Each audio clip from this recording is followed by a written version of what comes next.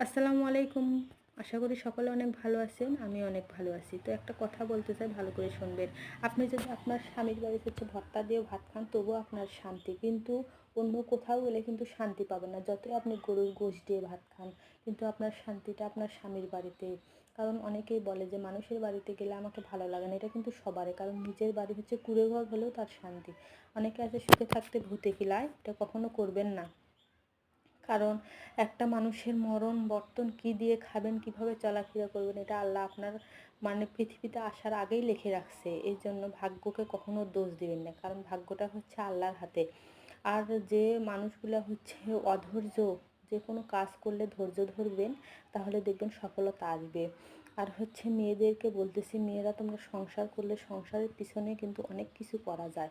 আমরা কিন্তু বাড়িতে বসে থেকে অনেক কিছু করতে পারি, কিন্তু আমরা তা করি না। কারণ আমাদের অভাব বেশি, কিন্তু সুখ করতে চাই, কিন্তু কাজে লাগাতে চাই না। এটাই ছিল আজকের আমার ভিডিও। কেমন লাগলো অবশ্যই জানাবেন। সাবস্ক্রাইব